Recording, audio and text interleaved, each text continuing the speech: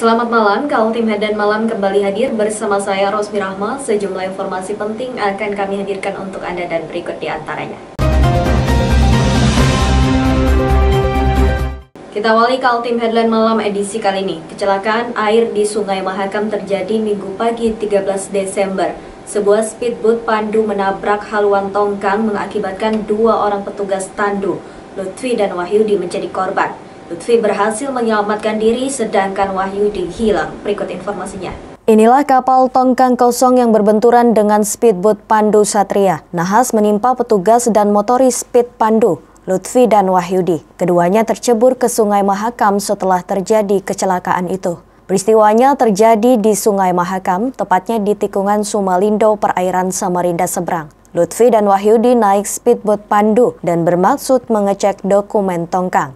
Namun ada tongkang lainnya yang menabrak speed mereka. Lutfi berhasil selamat, sedangkan Wahyudi tidak diketahui nasibnya. Tim SAR gabungan sudah turun di lokasi, namun sampai hari Senin siang 14 Desember Wahyudi belum ditemukan. Diinformasikan pada pukul 13.00 tanggal 13 Desember 2020. Hal ini terima informasi dari relawan Samarinda bahwa terjadi laka kapal di perairan tikungan Sumalindo, Samarinda seberang, yang melibatkan kapal Pandu dengan POB 2 orang. 1 orang selamat, 1 orang masih meninggal dunia atas nama Lutfi, 23 tahun, seorang motoris kapal Pandu tersebut. Unsur gabungan telah ke LKP dan melakukan pencarian di radius sekitar 5-7 km persegi dengan menggunakan dari relawan, Basarnas, TNI Polri, dan juga dari potensi lainnya. Informasi diberikan masih dalam pencarian dan masih masukan penyisiran di setelah LKP. Sekian, terima kasih. Korban Wahyudi adalah motoris speed Pandu yang tertabrak tongkang.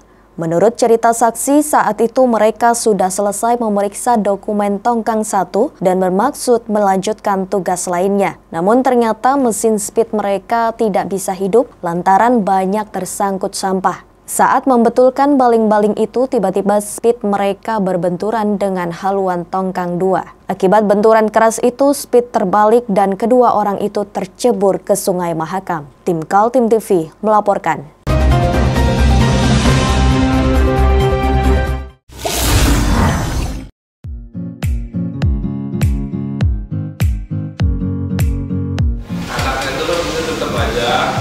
Cara mudah beriklan digital di Kaltim TV.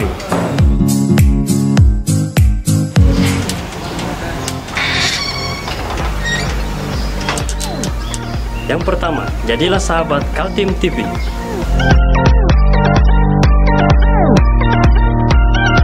Dengan Rp1.000.000, para sahabat mendapat 20 kali tayang di slot berita kamu.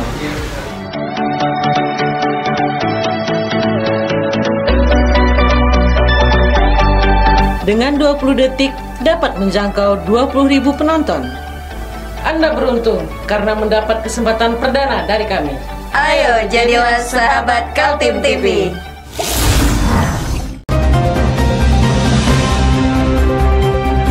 Satreskrim Polres Kutai Kartanegara mengamankan 2 orang pencuri, Rizky dan Madi. Keduanya berusia 18 dan 23 tahun. Diciduk setelah melakukan aksi pencurian dengan kekerasan di Jalan Dr. F.L. Tobing, Rempangga, Kecamatan Tenggarong, Kabupaten Kutai Kartanegara. Berikut informasinya. 2 pelaku pencurian dengan kekerasan itu, Rizky dan Madi, harus mempertanggungjawabkan perbuatannya. Kini keduanya meringkuk di sel tahanan Polres Kutai Kartanegara lantaran memasuki rumah orang dengan maksud mencuri dan melukai pemilik rumah. Rizky dan Madi berbekal linggis mencongkel rumah korban malam hari 8 Desember lalu. Namun tindakan itu ketahuan oleh pemilik rumah sehingga pelaku mengancam agar tetap berada di kamar. Saat itu pemilik rumah membangunkan anaknya sehingga terjadi perkelahian. Akibat perkelahian itu anak korban mengalami luka sayat di tangan. Sementara pelaku melarikan diri tanpa sempat mengambil harta benda korban. Menurut keterangan Kapolres Kutai Kartanegara AKBP Irwan Masulin Ginting, pelaku hanya mengambil kunci mobil milik korban, sementara mobilnya aman-aman saja tidak dibawa pencuri. Ini dengan tersangka 2 orang, Rizky dengan Madi ini, modus operandinya pada malam hari melakukan pencurian dengan cara mencongkel ventilasi pintu belakang dengan menggunakan linggis. pada saat melakukan perbuatannya pemilik rumah terbangun, kemudian oleh pelaku disuruh masuk ke kamar, di mana pemilik rumah sempat membangunkan anaknya yang sedang tidur di kamar. Kemudian terjadi perkelahian dengan anaknya sehingga korban atau anak korban mengalami luka sayat pada tangan. Kemudian pelaku lari meninggalkan tempat kejadian. Ada barang yang dibawanya, benar? Barang yang dibawa kebetulan hanya sempat kunci kendaraan, kunci mobil. Tidak lama berselang setelah tim Polres Kukar menerima laporan dari korban, kedua pelaku berhasil diciduk dari kediaman masing-masing. Kini kedua pelaku menghadapi ancaman pencurian dengan kekerasan pasal 365 KUHP, junto pasal 362 KUHP. Tim Kaltim TV, Hardin melaporkan.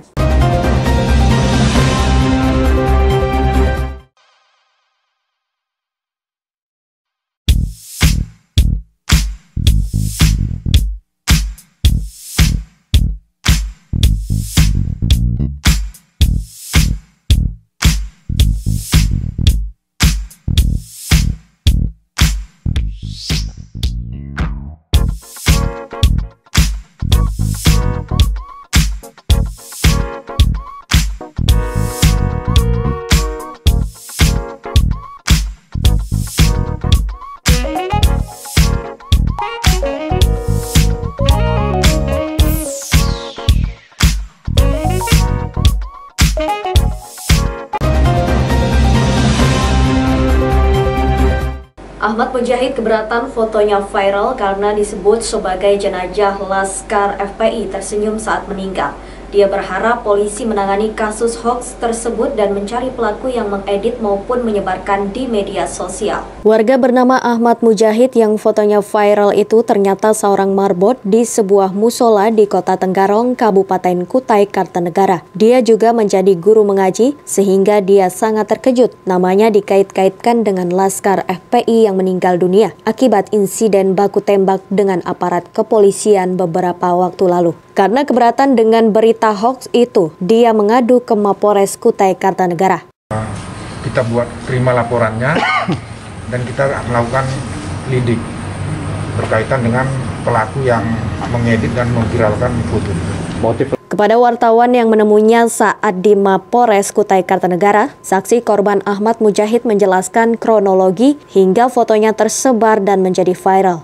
Awalnya dia mengaku membuat foto selfie saja saat di dalam kamar dan kemudian memposting di grup WhatsApp pencinta dan pembela ulama di mana dirinya juga sebagai salah seorang membernya. Berikut adalah pernyataan Ahmad Mujahid di kantor polisi. Sebagai merasa dirugikan karena itu berakibat tidak baik keharmonisan bermasyarakat dan berkebangsaan. Kemarin kan itu ngirim ke WA grup. Sampai tulis apa di WA grup itu? Cuma sekedar untuk Bismillahirrahmanirrahim di atasnya cuma sekedar apa gurau-gurauan tadi, artinya Bismillahirrahmanirrahim itu aja. Ya, itu aja. Di narasi lainnya nggak ada. Gurauan ada menyangka sama sekali seperbakan seperti ini, dia mengira ada sadar seperti ini, dia ada tujuan motif lain selain daripada seperti yang dijelaskan Bapak tadi. Yang foto siapa? Yang foto selfie saya sendiri. Oh, foto selfie ya, foto selfie. Itu di dalam kamar ya? Dalam rumah. Di dalam rumah sampai dalam kamar, dalam rumah kecil. Saya tugas saya di Imam Rawatib di Langgar. Di tempat teman saya juga saya jelaskan juga kan masalah itu sudah. Oh, sehari-harinya sebagai apa Ahmad dengan postingan seperti ini? Jelas terganggu, makanya saya hampir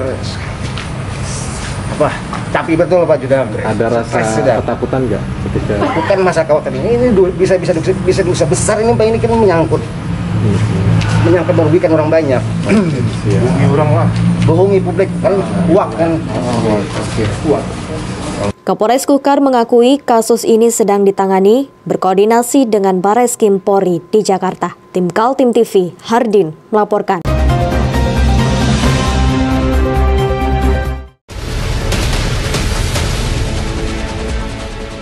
Mari kita memerangi virus corona dengan mematuhi imbauan pemerintah, stay at home.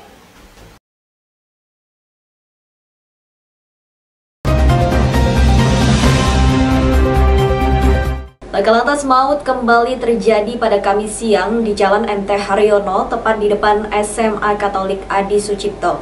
Pengendara motor tewas usai terlindas truk.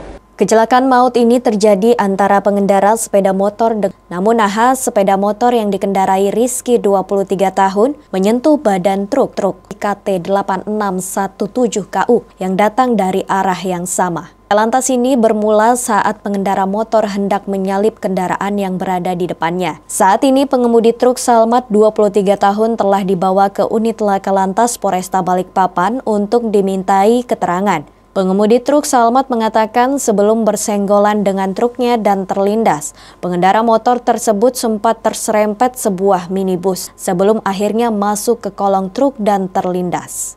Begitu jatuh korban itu, mobil putih itu langsung putih kan mobil pickup. Mobil putih bukan pickup, Pak. Tapi nggak tahu. Jadi korban ini disenggol sama mobil pribadi.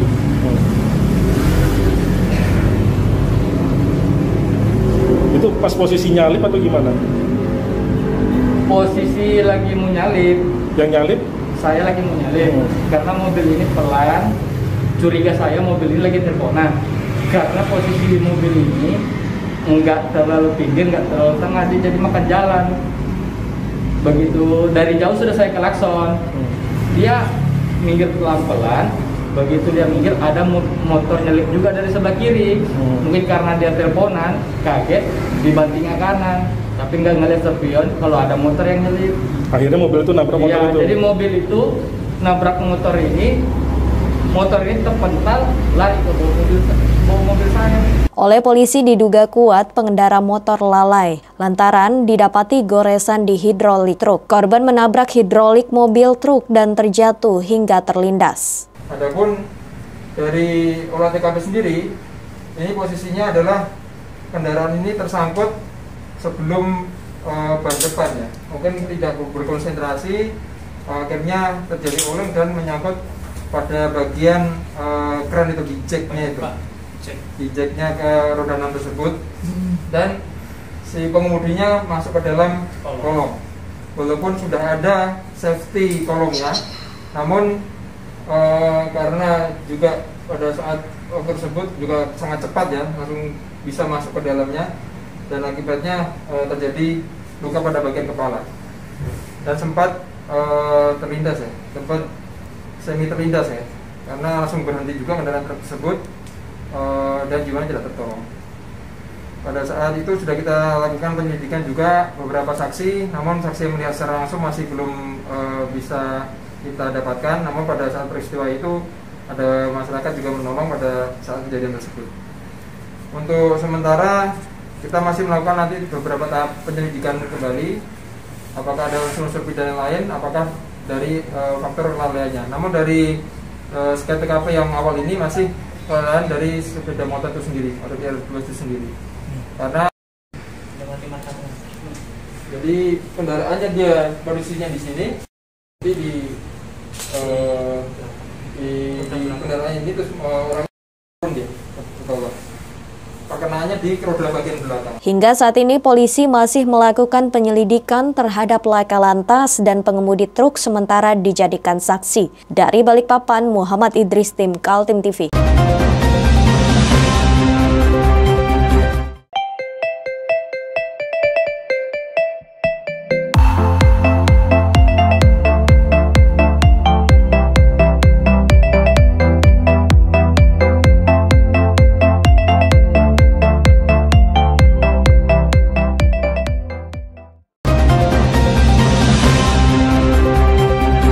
Informasi selanjutnya, di balik gegap gempita Kabupaten Kutai Kartanegara dengan kekayaan sumber daya alami, gas, batubara, dan wisata sejarah, kabupaten itu juga menjadi lumbung pangan bagi masyarakat lokal maupun kota-kota tetangganya. Dari kabupaten itulah muncul perdagangan hasil pertanian seperti beras dan juga sayur-sayuran. Kuatnya potensi pertanian itu dilirik oleh politisi PDI Perjuangan Muhammad Samsun. Wakil Ketua DPRD Kaltim itu membaca peluang masyarakat dari sektor pertanian seperti padi, buah-buahan, dan beras. Salah satu desa yang dilirik Muhammad Samsun adalah Desa Bukit Raya Tenggarong Seberang. Pekan tadi dia mengajak sejumlah wartawan untuk melihat dari dekat bagaimana potensi hasil pertanian di daerah itu. Memastikan apakah program yang menggunakan APBD provinsi itu bisa berjalan, dilaksanakan, dan keduanya fungsional. Berapa banyak bisa mengcover dan fungsinya seberapa besar, kita memastikan itu. Dan alhamdulillah kalau kita dengar tadi dari Pak Kades, dari Pak Kadus dan yang lainnya, ternyata ya alhamdulillah bisa mengcover sekitar 2.000-an hektar. Nah ini yang kita mesti harus lanjutkan program-program seperti ini, karena ini berkaitan langsung dengan pangan masyarakat Kalimantan Timur dan juga insya Allah nanti menjelang IKN. Nah, kami berharap agar program-program yang bersifat untuk pengembangan ketahanan pangan kita ini bisa kita maksimalkan ke depannya. Kunjungan ke lokasi pertanian itu untuk memastikan alokasi anggaran dari APBD Kaltim dikerjakan secara benar untuk kepentingan para petani. Dengan dana 2,5 miliar digunakan untuk normalisasi sungai, pintu air, jembatan, gorong-gorong, dan cek dam yang dapat membackup sekitar 2.000 hektar lahan pertanian. Versi Muhammad Samsun, Kaltim perlu menyiapkan lumbung pangan untuk menyambut perpindahan ibu kota baru. Salah satunya adalah dengan menambah produksi pertanian dengan cara memperluas lahan. Ini masih ada satu lagi PR kita.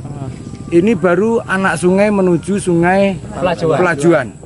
Nah, muaranya di sungai Pelajuan. Kalau sungai Pelajuan nanti kita normalisasi lagi, air itu langsung los turun ke Sungai Mahakam di Lepu, di Tanjung Batu.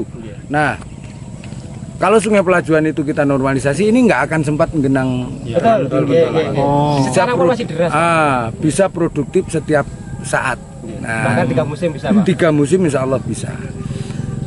Sungai Pelajuan sendiri secara kewenangan itu mungkin masuk di wilayah BWS. Sehingga APBD provinsi belum bisa masuk ke sana, tapi kita upayakan nanti koordinasi dengan BWS karena Sungai Pelajuan itu melintasi dan manfaatnya bisa fungsi untuk 6 desa. Para petani desa Bukit Raya optimis dukungan pemerintah terhadap kawasan pertanian mereka bisa meningkatkan produksi. Tim Kaltim TV, Hardin melaporkan.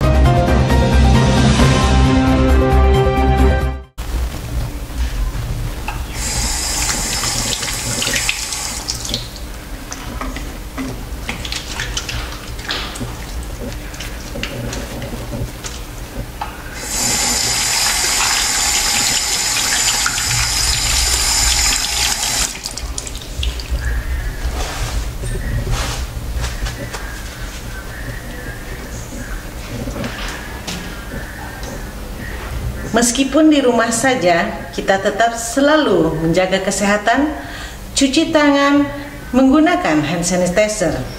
Ingat, mulailah dari diri sendiri.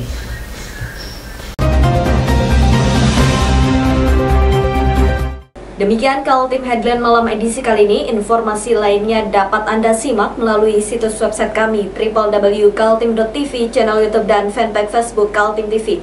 Jangan lupa untuk selalu patuhi protokol kesehatan. Saya Rosmi Rahma bersama kerabat kerja yang bertugas pamit undur diri. Selamat malam dan sampai jumpa.